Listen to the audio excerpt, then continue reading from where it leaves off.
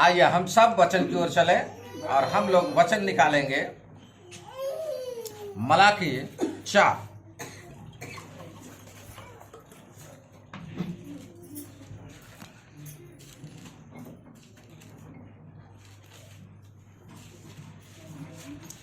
ध्यान से पढ़ते हुए समझेंगे और हम जानेंगे इसके विषय में, क्योंकि हम मलाकी से देखते हुए आ रहे हैं और आज मलाकी ये अंतिम पुस्तक हम देख रहे हैं।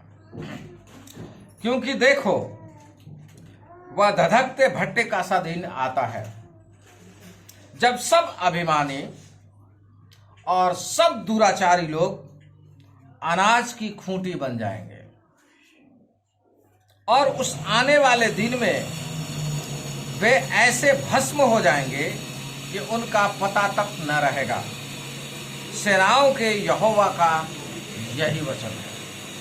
परंतु तुम्हारे लिए जो मेरे नाम का भय मानते हो, धार्मिकता का सूर्य उदय होगा और उसकी किरणों के द्वारा तुम चंगे हो जाओगे और तुम निकलकर पाले हुए बछड़ों की नाई कूदोगे और फांदोगे।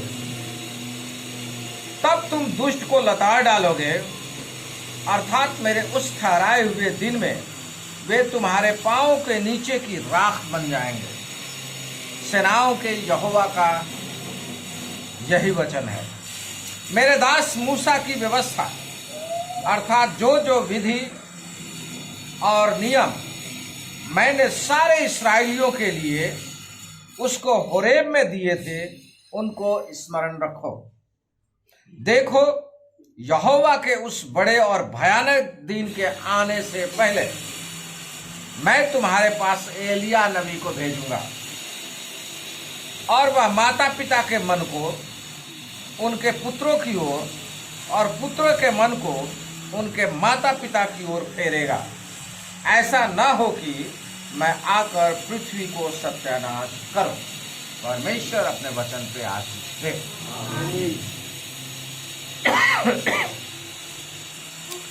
यहां हम देख रहे हैं, हम मलाकी की पुस्तक में देखते आ रहे हैं कि मलाकी की पुस्तक जो परमेश्वर का मुख है, हमें बार बार चेतावनी दे रहा है परमेश्वर की आज्ञाओं पर चलने के लिए। बार बार कह रहा है परमेश्वर का भंडार किसी भी रूप में खाली नहीं हो रहा है। ध्यान रखिए।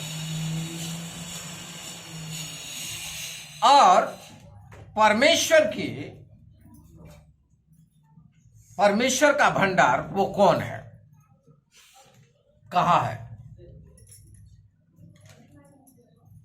आप लोग जानते हैं, जब परमेश्वर ने मंदिर का निर्माण किया था तो उस मंदिर के साथ में ही भंडार गृह था। ध्यान रखिएगा। तो आज मंदिर हम कौन है? भंडार कहां होना चाहिए? आवाज बड़ा कम आ रहा है। इसका मतलब अपने भंडार को नहीं समझ रहे हैं, या भंडार में से कुछ देना नहीं चाहते हैं, निकालना नहीं चाहते हैं, या उस भंडार को भरना नहीं चाहते हैं। इसलिए हमारी आवाज उसी प्रकार से होनी चाहिए। ध्यान रखिएगा।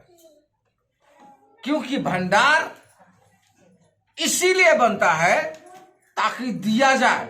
अगर नहीं देंगे तो वो भंडार में क्या हो जाएगा? जो कुछ भी रखा है क्या हो जाएगा? खाली हो जाएगा या सड़ जाएगा। नहीं निकालेंगे तो सड़ जाएगा। परमेश्वर कहता है कि वो मंदिर तुम हो, और मंदिर के भंडार में अर्थात परमेश्वर के घर में क्या होना चाहिए? बहुतायत से होना चाहिए, भरा हुआ होना चाहिए। किस लिए? ताकि वो आप पे अपरंपार बारिश करे, आशीष की बारिश करे। उसको अपने लिए नहीं चाहिए। ध्यान रखिए। हम लोग कहते हैं ना परमेश्वर को हमें देना पड़ता है, परमेश्वर को हम नहीं देते, क्योंकि जो कुछ परमेश्वर ने दिया है उसी में से हम परमेश्वर को कुछ थोड़ा बहुत देते हैं।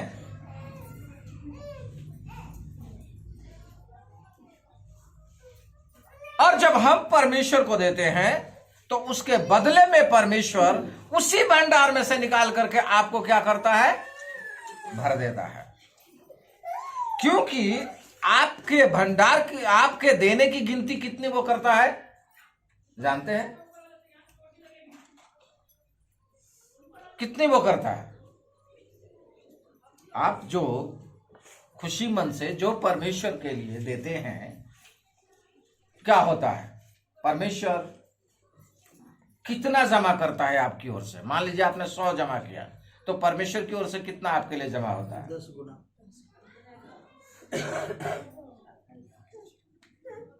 कितना है?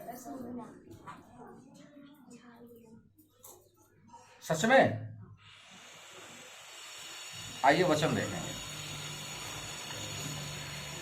इसी में है।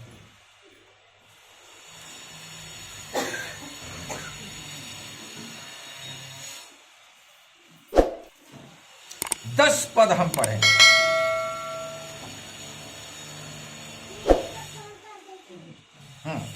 ध्यान से सुनिए। सारे 10वां अंश भंडार में ले आओ कि मेरे भवन में भोजन वस्तु रहे, और सेनाओं का यहोवा यह कहता है।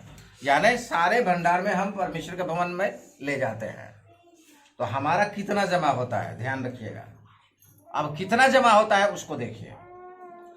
आकाश के झरोखे तुम्हारे लिए खोलकर तुम्हारे ऊपर अपरंपार आशीष की वर्षा करता हूं कि नहीं? कितना परमेश्वर अपनी ओर से जमा कर रहा है आपके बदले में?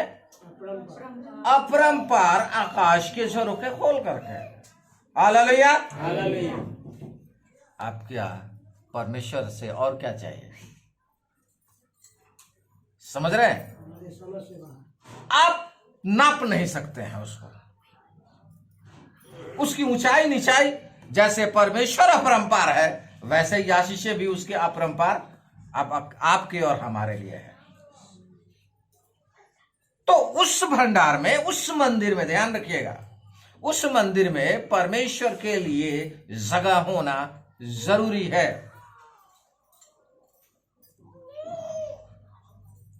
उस जगह में सबसे पहले क्या देना है?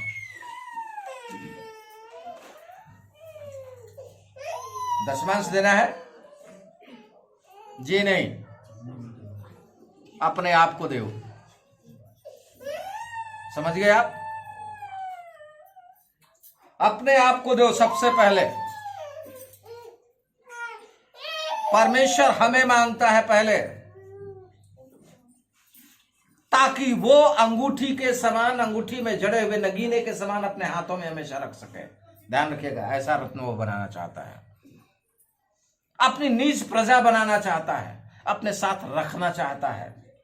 इसलिए ये वचन की चेतावनी जो मलाकी में मिल रही है अपने लोगों को, इसीलिए है कि वो मेरे बने रहें और मुझसे आशीष वो पाते रहें, आशीषित वो होते रहें। परमेश्वर को किसी भी चीज की आवश्यकता है क्या? तो फिर हमें परमेश्वर क्यों मांग करता है? क्यों मांग करता है? परमेश्वर ये बताने के लिए कि कैसे हम आज्ञाकारी होंगे, हम परमेश्वर की आज्ञा में चलेंगे या नहीं। अब्राहम से परमेश्वर ने उसके पुत्र को मांगा, इसलिए ये बताने के लिए कि क्या वो मुझसे ज्यादा प्रेम रखता है या नहीं। क्या वो जानता नहीं था परमेश्वर कि अब्राहम अपने पुत्र को भी मेरे लिए चढ़ा देगा? क्योंकि वो तो सब कुछ जानने वाला है। वो जानता था, वो जानता था कि वो सब कुछ कर सकता है, लेकिन फिर भी वो क्यों ऐसा किया गया उसके साथ में? क्योंकि हम और आप जाने, ये हमारे लिए लिखा गया है, हमें बताने के लिए, ताकि हम परमेश्वर को समझ सकें। उसने अपने कितने बेटे को बलिदान किया था? हेलो, ध्यान दीजिए इधर। कितने बेटे को बलिदान किया था? और आज उसके कितने बेटे हैं? आज उसकी संतान कितने हैं? उसने कहा, एक बेटे को बलिदान करने के लिए बोला था, और उसने कहा कि तेरी संतान कितनी होगी, बालू के किनकों को गिन सकता तो गिन, इसके समान होगी। आकाश के तारों को गिन सकता है तो गिन, कितने होंगे। हालेलुया। वैसा ही परमेश्वर हमें आशीष देना चाहता है, ध्यान रखिएगा। हम एक देते हैं, परमेश्वर अपरंपार आशीष की बारिश करता है, ये बताना चाहता है परमेश्वर। लेकिन हम लोग समझते नहीं है, जानते नहीं है। हम इतने हैं, हम आशीष हम कहते हैं कि परमेश्वर तेरी आज्ञा में मैं चलूंगा, मैं तेरी इच्छा में चलूंगा। जब बपतिस्मा हम सब ने लिया था, हम सब ने एक वायदा किया था, परमेश्वर के वचन में लिखा हुआ, कल मैं बता रहा था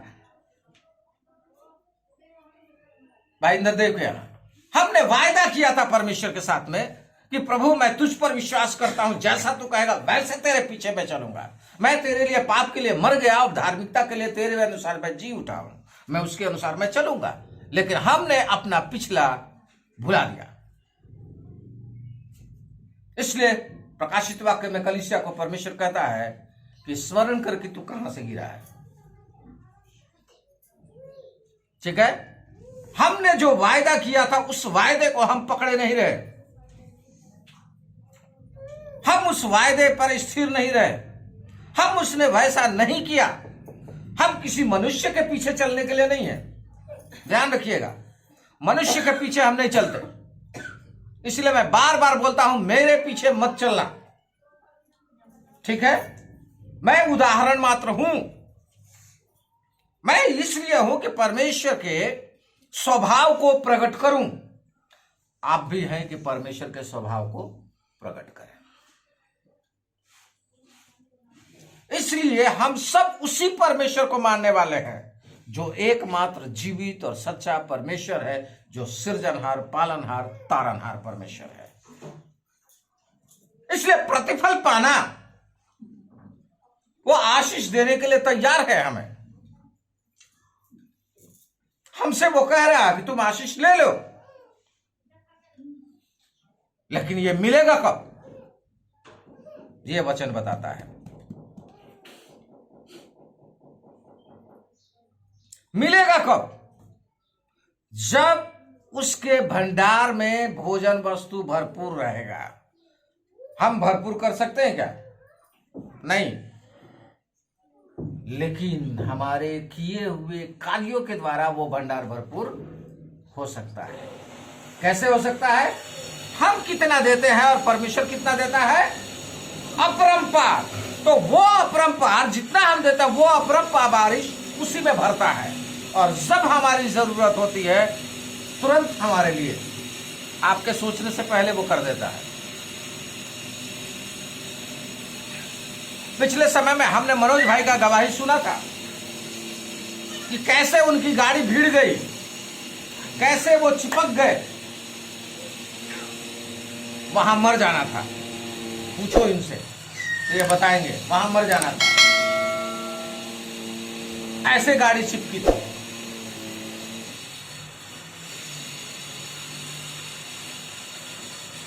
लेकिन फिर भी परमेश्वर ने इनको बचाया। किस लिए बचाया?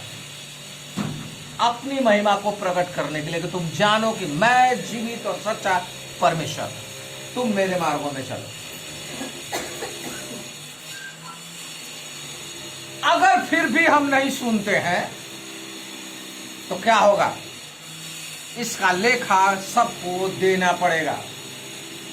और ये वचन हम चौथे में देखते हैं, क्योंकि देखो वह धधकते भट्ठे का सा दिन आता है, जब सब अभिमानी और सब दुराचारी लोग अनाज की खूंटी बन जाएंगे। प्रभु का दिन आ रहा है न्याय करने का। हम सब लोग आज परेशान हैं पाप की वजह से। बच्चे उदंडता से बोलते हैं, बहू उदंडता से बोलती है, बेटा सुनता नहीं है, अपनी मर्जी में चल रहा है, पड़ोसी हमारा सुनने को राजी नहीं है, दूसरे को देखो तो कैसा है, पति हमारा सुनने को राजी नहीं है, पत्नी हमारे सुनने को राजी नहीं है। ये सब दुनिया में चल रहा है। ये क्यों चल रहा है? पाप की बढ़ोतरी की वजह से। और रोज पाप बढ़ता जा रहा है और पृथ्वी का भार वजन बढ़ाता चला जा रहा है। इसलिए एक समय आना है, इस सब का अंत होना है।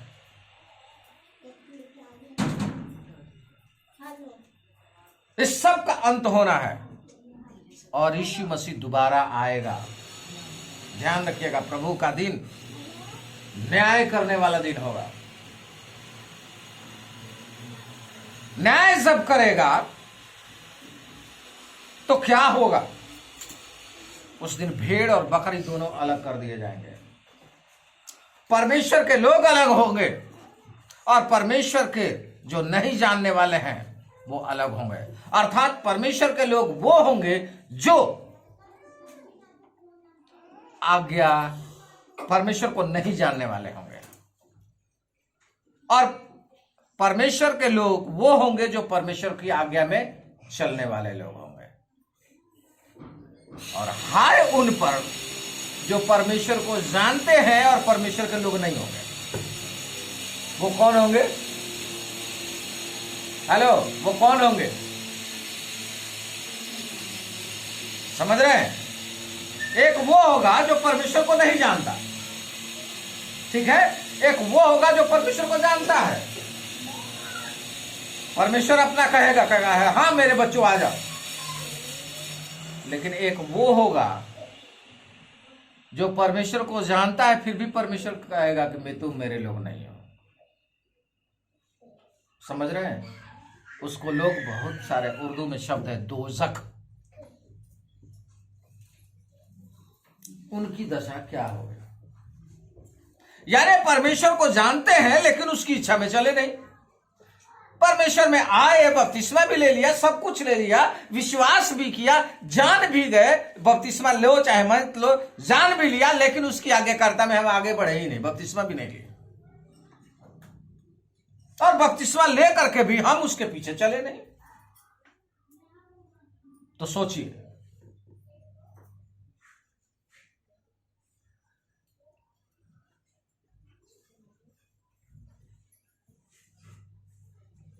ठीक है? समझ रहा है? आइए एक उदाहरण से मैं बताता हूं। समीर सामने आओ।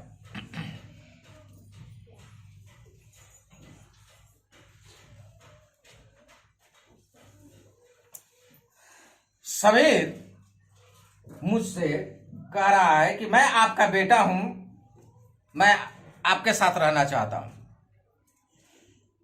ठीक है? ये कह रहा है इसकी ओर से, ठीक है? तुम कहो। मैं आपका बेटा हूं और आपके साथ रहना चाहता हूं। मेरे साथ क्या ऐसा कारण है कि तुम मेरे साथ रहोगे?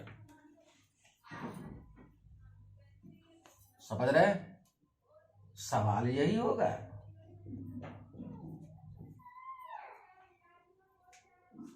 क्या तुमने मेरे लिए किया या मेरे अनुसार क्या किया? क्या कारण है, क्या उपलब्धि है कि मैं तुम्हें अपने साथ में रखूं?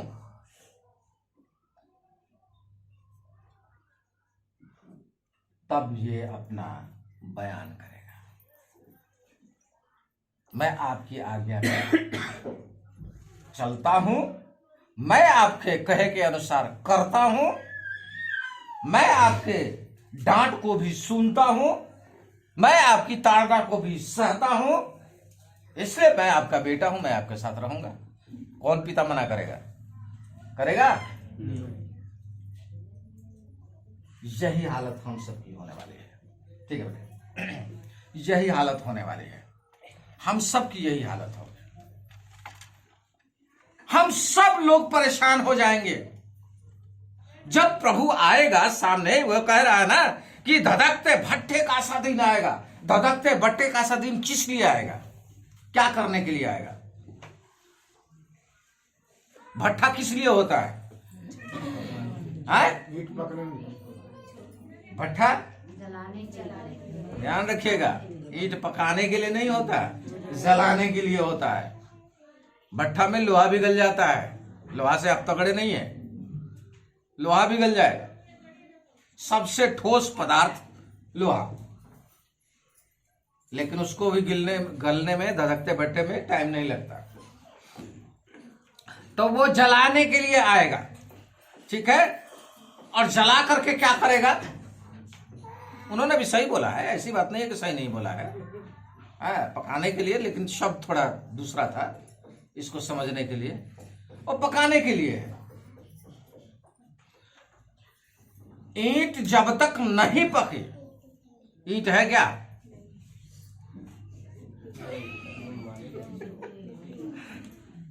समझिएगा, ईंट का सांचा है, लेकिन पानी पड़ते ही हो गया काम उसका, यानी वो ठहर नहीं सकता।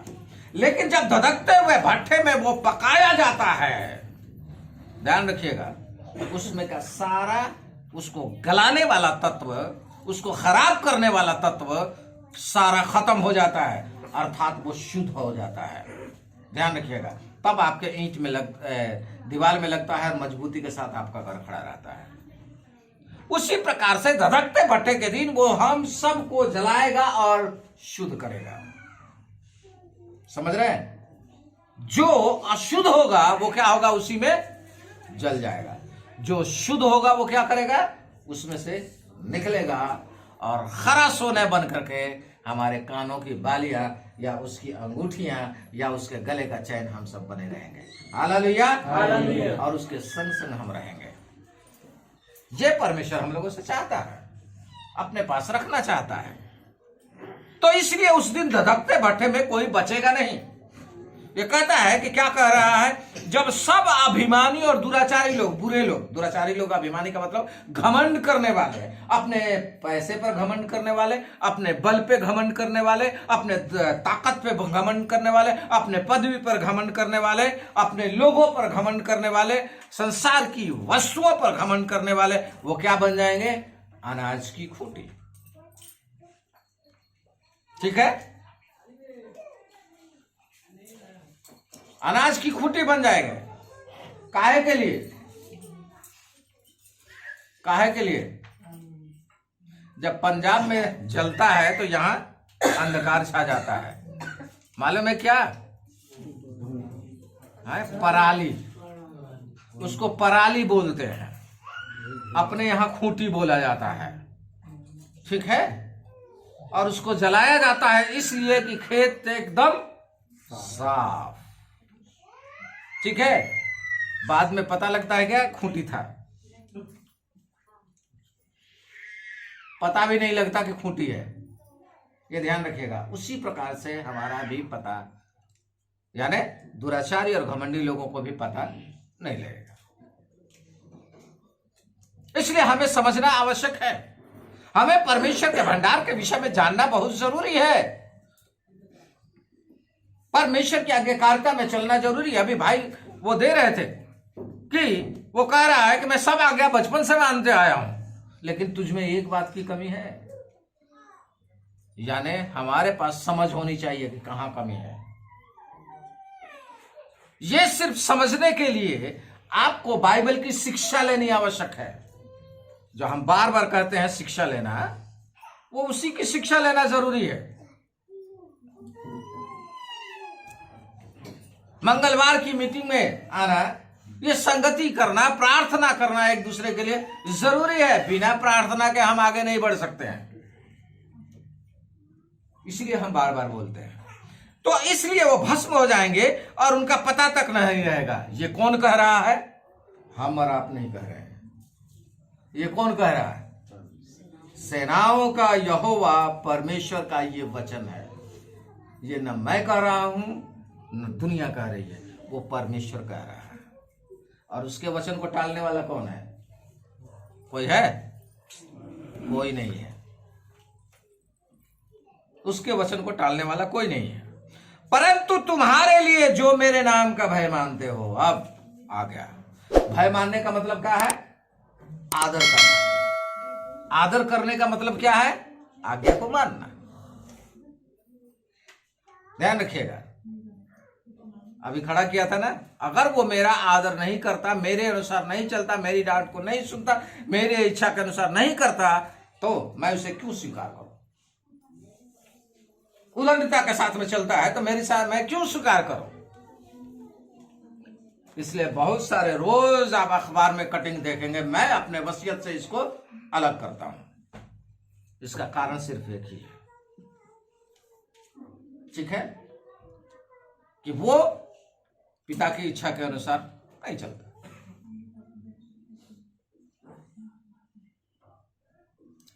कहने का मतलब यही है, परंतु तुम्हारे लिए जो मेरे नाम का भय मानते हो, मेरा आदर सम्मान, मेरी आज्ञा में जो तुम चलते हो, तुम्हारे लिए क्या होगा?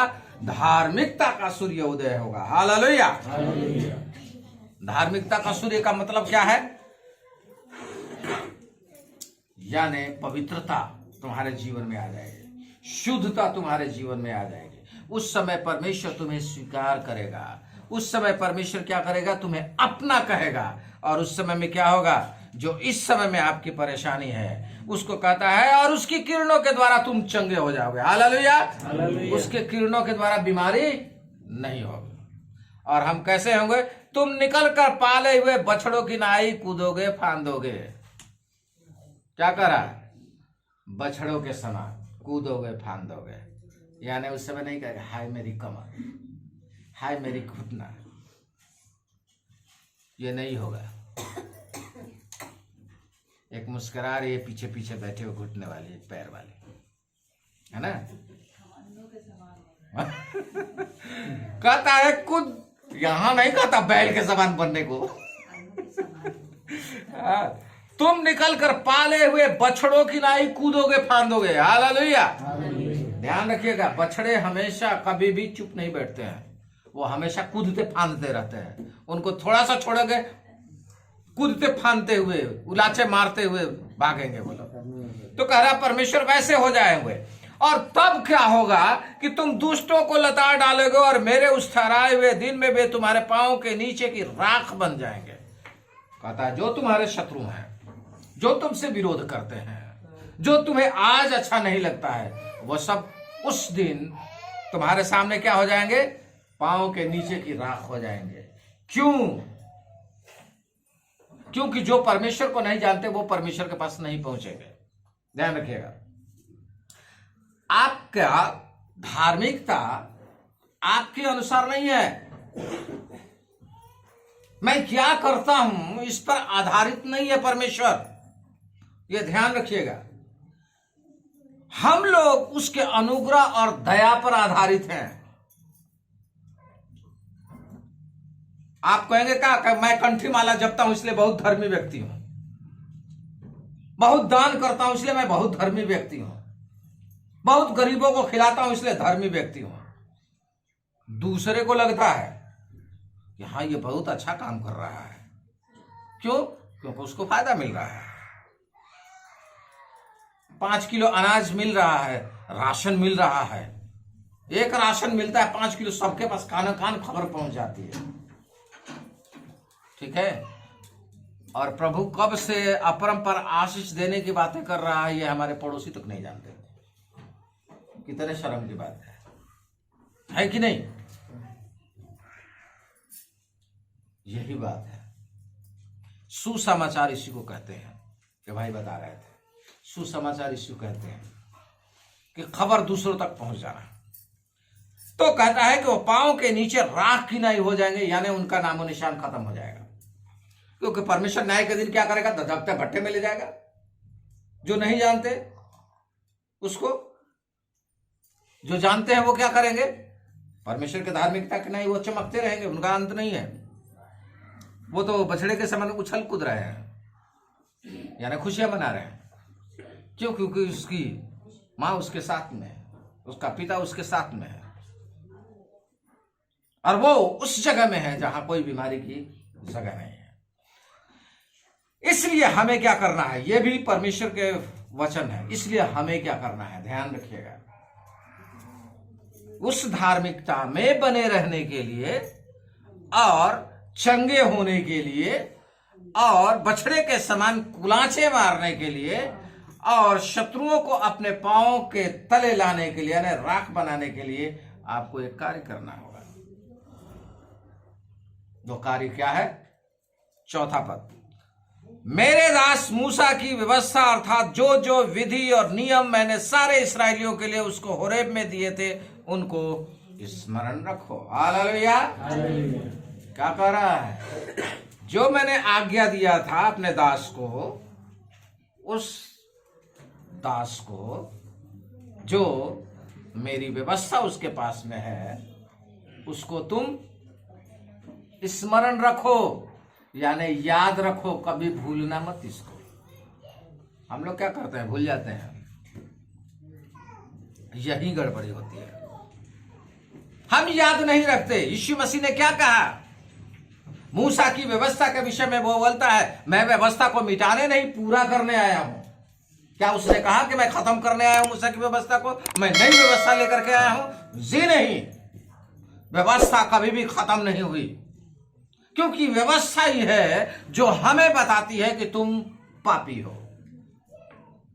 अगर व्यवस्था नहीं होती तो मैं चोरी करता, कैसे कहता कि मैं चोर हूं, मैंने गलत किया है?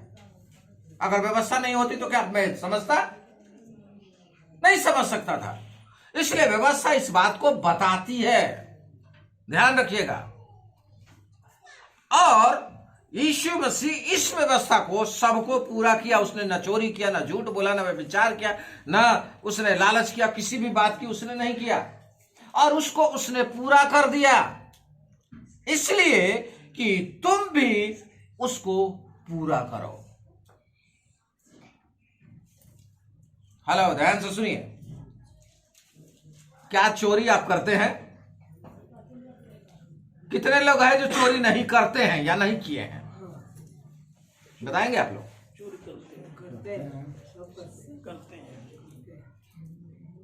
सिर्फ पैसे में की चोरी नहीं करते हैं, हम बहुत कुछ चोरी करते हैं। ये मत सोचिए कि अपने साहब के जेब में से उड़ा देना ही चोरी है। जी नहीं, यही चोरी नहीं है, बहुत कुछ चोरी करते हैं हम लोग। तो उस पर कंट्रोल किया जा सकता है या नहीं? आज साहब की जेब में से 100 रुपए तो उड़ाऊंगी जरूर। मैडम का बटुआ रखा हुआ है, 100 रुपए तो एक पत्ता तो निकालूंगा जरूर। तो उस पर कंट्रोल किया जा सकता है कि नहीं? किया जा सकता है, ध्यान रखिएगा। उसी किए जाने की व्यवस्था को यीशु मसीह ने पूरा कर दिया, ठीक है? उसने नहीं किया। और ये पूरा करने के लिए हमें क्या करने की जरूरत है? प्रार्थना। परमेश्वर की सामर्थ्य की आवश्यकता है। हम अपनी सामर्थ्य से नहीं बच सकते, इसलिए प्रार्थना करना जरूरी है। और ध्यान रखिएगा, प्रार्थना बहुत महत्वपूर्ण विषय है। प्रार्थना और शिक्षा यानी वचन को पढ़ना, ये दोनों अगर साथ में होंगे तो आप जीत सकते हैं। क्योंकि प्रार्थना और परमेश्वर का वचन बने रहने का मतलब क्या है? आदि में वचन था और वचन ही परमेश्वर था।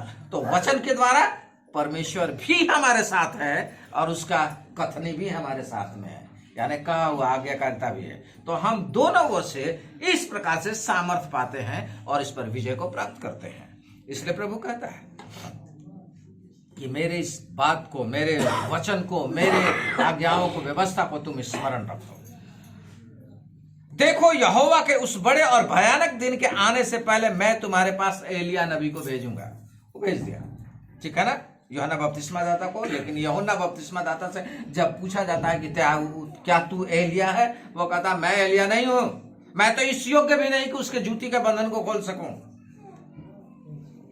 क्योंकि उसके हाथ में क्या होगा?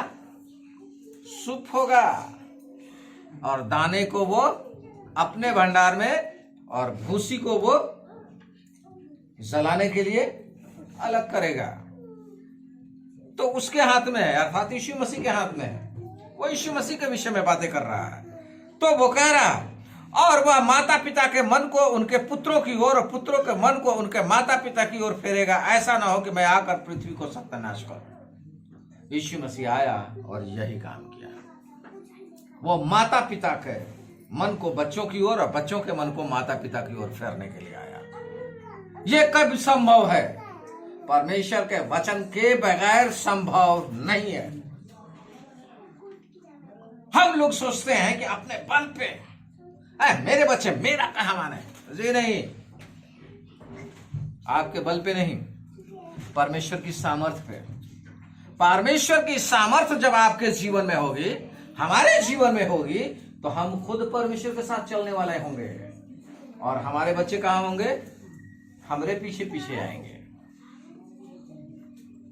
जब मैं चलूंगा तो मेरे पीछे पीछे मेरे बच्चे आएंगे।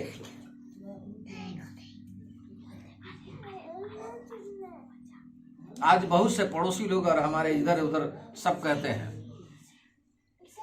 जहां उदाहरण देते हैं, ये खास तौर से अपने बच्चों को उदाहरण देते हैं, तुम्हें बनना है तो जॉनी की तरह बनो। अपने बच्चों को देते हैं। किसकी बड़ाई हो रही है? हमारी? जी हाँ, हमारे साथ साथ परमेश्वर के साथ साथ हमारी भी बड़ाई हो रही है। क्यों? क्योंकि परमेश्वर की आज्ञा हमने मानी है और हम परमेश्वर की आज्ञा में चल रहे हैं, इसलिए हमारे बच्चे भी हमारे पीछे पीछे चल रहे हैं। ध्यान रखिएगा। हल कौन चलाता है? हल कौन चलाता है? बैल। चलाने वाला नहीं चलाता है, बैल चलाता है। ठीक है? और बैल के पीछे जो हलवा है वो क्या कर रहा है? हल वाला बस हाथ रखे हुए है। ठीक है? बस हाथ रखे हुए है और वो चलता है। ध्यान रखिएगा। आप जानते हैं, और अनजान व्यक्ति उस हल को चलाएगा तो क्या करेगा?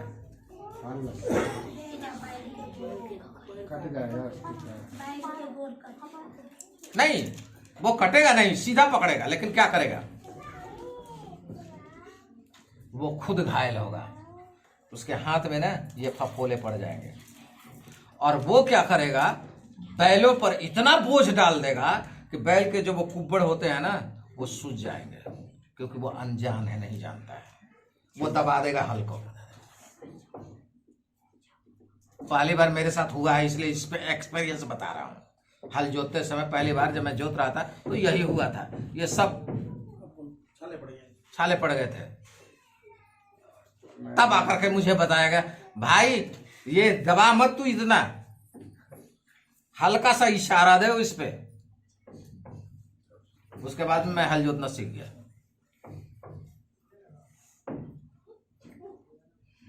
कहने का मतलब है, अगर हम अनाड़ी होंगे, अगर वचन की शिक्षा नहीं होगी, बाइबल के विषय में नहीं जानते होंगे, प्रार्थना नहीं करते होंगे, तो हम उन हलों को, दो बैलों की तरह हम खींचते रहेंगे और हमारे पीछे हमारे बच्चे क्या करते रहेंगे? हल पे क्या करेंगे? वजन डालते रहेंगे। खींचते रहो, खींचते रहो। इसलिए हमें बैल बनने की जरूरत नहीं है। ठीक है? हमें सीखने की आवश्यकता है, अनाड़ी नहीं बनना है। हम अगर हल चलाना चाहते हैं, अपने बच्चों को सही दिशा में ले चलना चाहते हैं, तो हमें हल को चलाना आना चाहिए।